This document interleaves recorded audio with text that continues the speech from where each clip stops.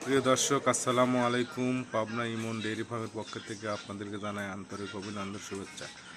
দর্শক, আজ একটা আপনাদের মাঝে নিয়ে আসলাম ইন্ডিয়ান নেপালি ঘির। দেখেন মাথার কানটা, দেখেন মাথাটা, দেখেন উল্টানো, একদম বডি টাক্সারগুলো দেখেন কত সুন্দর, হুষ্ট পাগুলো স্ট্রেট, দেখেন মোটা এবং লম্বা চওড়া, একদম শোল মাছের মতন। পিছনের গেট আপটা দেখেন, মাশাআল্লাহ, একদম খুবই সুন্দর একটা সার। এটা হচ্ছে হলো রাহাই সার যাকে বলে। এগুলো লালন পালন করতে হবে। দর্শক দেখেন মাথাটা, দেখেন আপনাদের মাথাটা দেখেন, চোখটা দেখেন, চোখ মাথা কান, একটা কান এক হাতের মতন। এই যে মাথাটা দেন উল্টানো, একদম অরিজিনাল পালিয়ে খাওয়ার মতন, পালার মতন একটা সার বাচ্চা আপনাদের মাঝে নিয়ে আসছি। এই যে বডি চাপটা, চোখ, এটা ইন্ডিয়ান নেপালি গির, অনেকেই রাথি বলে ডাকে আর কি। সেক্ষেত্রে এটার বয়স আপনার 12-13 মাস, একটা আইডিয়া আমার। বেশি হতে পারে, কম বেশি হতে পারে।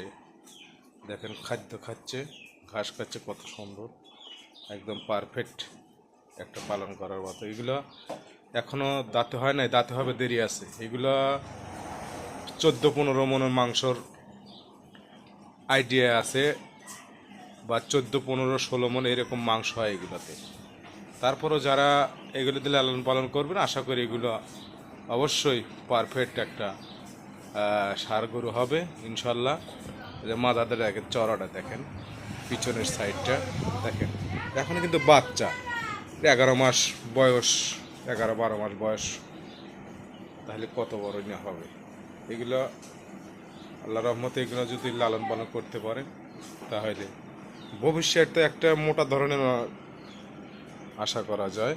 সেক্ষেত্রে যারা এটা নেবেন, যোগাযোগ ঠিকানা পাবনা জেলা ভাঙ্গুরা থানা চৌবাড়ি হারোপাড়া গ্রাম, অর্থাৎ ভাঙ্গুরা বাজার থেকে আসলে পরেই প্রথমের খামারটাই হচ্ছে হলো ইমন ডেইরি ফার্ম। আমার নাম রাজু আহমেদ, আর মোবাইল নাম্বার 01735161390।